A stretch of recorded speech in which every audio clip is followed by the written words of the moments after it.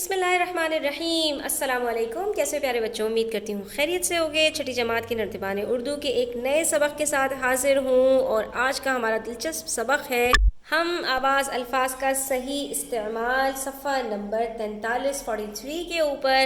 ہم آواز الفاظ جن کے آپ کے پاس آواز ایک جیسی ہوتی ہے، معانی الگ ہوتے ہیں۔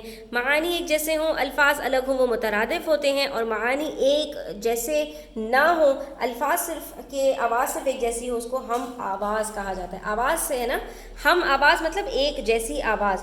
ہم کا جو لفظ ہے یہ استعمال ہوتا ہے بہت سارے الفاظ کے ساتھ، ہم عمر، ہم سفر، ہم آواز۔ تو ہم کا مطلب ہوتا ہے ایک جیسا ہونا۔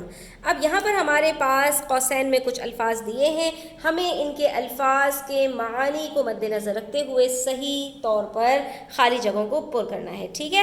تو چلیے شروع کرتے ہیں۔ پہلے ہمارے پاس جو پہلی سطر میں ہے وہ ایک شعر کا ایک مصرع دیا ہوا ہے۔ مصرع کہتے ہیں شعر کے ایک لائن کو۔ ہے یہ گنبد کی صدا جیسی کہے ویسی سنے، ٹھیک ہے؟ تو یہاں پر یہ ایک محاورہ ہے، جو ہمارے پاس دوسری لائن ہے وہ ہے ہمارے پاس ایک مصرع۔ تو ہے یہ گنبد کی صدا، صدا یہاں پر جو الفاظ استعمال ہوں گے اس کا مطلب ہوگا آواز، یعنی گنبد سے جو آواز آ رہی ہے، جیسی کہے ویسی سنے، اس کا مطلب ہوتا ہے جیسا کرو گے ویسا بھرو گے، جیسی کرنی ویسی بھرنی۔ تو گنبد کی جیسی صدا ہے، صدا کہتے ہیں صاد والے صدا کو، آواز کو، یعنی اس میں سے جیسی صدا آ رہی ہے تو ویسی ہی سنی جائے گی۔ اور جو دوسرا سین کے ساتھ صدا ہے اس کا مطلب ہوتا ہے ہمیشہ، سدا خوش رہو۔ تو یہاں پر کیا ہے؟ صدا عیش دوراں دکھاتا نہیں، گیا وقت پھر ہاتھ آتا نہیں۔ بڑے مزے کا شعر ہے، یہاں پر بچوں آئے گا ہمارے پاس سین دال الف، اس کا مطلب ہوتا ہے موقع ملنے پر فائدہ اٹھا لینا چاہیے، موقع گزر جائے نکل جائے تو پھر ہاتھ نہیں آتا، ٹھیک ہے؟ تو صدا عیش دوراں دکھاتا نہیں، گیا وقت پھر ہاتھ آتا نہیں۔ اس کے بعد ہے ہمارے پاس دو الفاظ حال اور حال، اس کے اندر تھوڑا سا یہاں پر تلفظ کے اندر فرق ہے۔ یہ حال ہے، حال کو ہم ہال بولتے ہیں، اور یہ حال ہے حالت والا، ٹھیک ہے؟ ہال انگریزی میں بھی ہال ہوتا ہے، بینکویٹ وغیرہ ان سب کو ہال کہا جاتا ہے۔ تو ہال کھچا کھچ بھرا ہوا تھا، کہیے کیا حال ہے، کیسے حال ہے، ٹھیک ہے؟ اس کے بعد ہے اگلا لفظ ہمارے پاس باز اور باز۔ باز رہنا، دور رہنا، ایک چیز سے پرہیز کرنا، اور باز کا مطلب ہوتا ہے کچھ، ٹھیک ہے؟ عین والا۔ اب یہاں پر ہے وہ شرارتوں سے باز نہیں آتا، یعنی دور نہیں ہوتا، اور بعض لوگ بہت اچھے دوست ثابت ہوتے ہیں، یعنی چند لوگ ہی اچھے دوست ثابت ہوتے ہیں، زیادہ تر لوگ تو دھوکہ دے جاتے ہیں۔ خیر، اگلا لفظ ہمارے پاس آم۔ ان سے کون واقف نہیں ہے؟ آج کل گرمیوں کا موسم ہے تو آم ہی آم ہے، گٹھلیوں کے دام نہیں ہے۔ اچھا، تو آم گرمیوں کا پھل ہے، اور عام طور پر یعنی کہ جو چیز کامن ہو اس کو کہتے ہیں عام طور پر ہر گلی میں کچرا دکھائی دیتا ہے، یعنی کہ جو چیز ہر جگہ عام ہو۔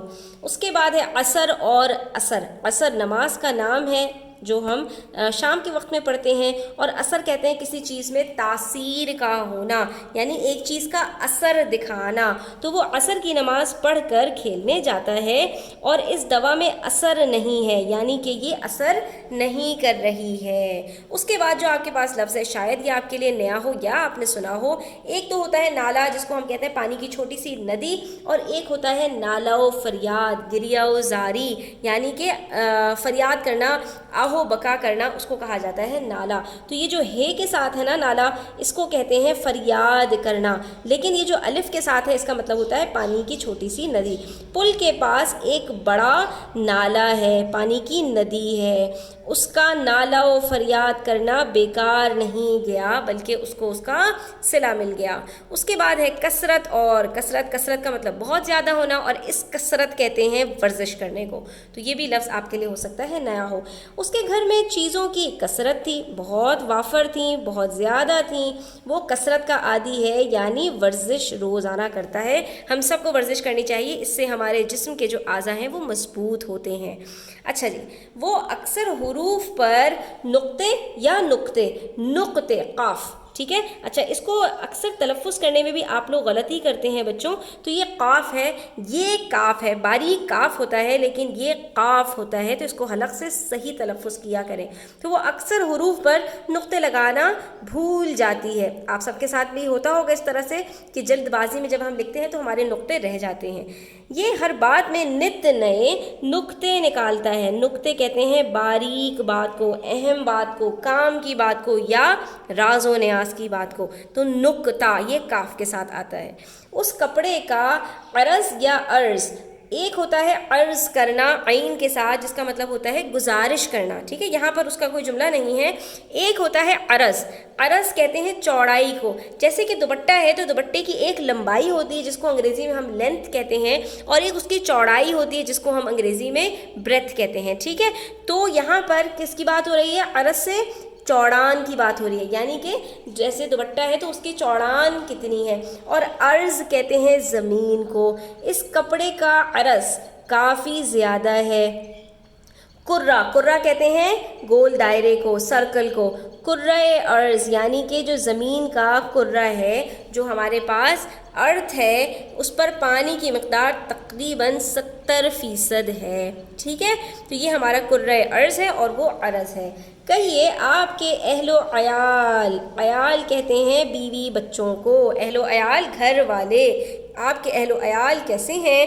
اس گھوڑے کی عیال, عیال کس کو کہتے ہیں؟ جو گردن کے بال ہوتے ہیں اس کو کہا جاتا ہے. تو یہاں پر ہمارا آج کا سبق مکمل ہوتا ہے. کیسا لگا آپ کو ویڈیو کے اینڈ میں کامنٹ سیکشن میں ضرور بتائیے گا, اپنی رائے کا اظہار کیجیے گا. اچھی لگے تو لائک کیجیے گا, دوستوں کے ساتھ شیئر کر کے. چینل پر نئے ہیں تو سبسکرائب کرتے جائیے گا. اپنا خیال رکھیے گا. اللہ حافظ.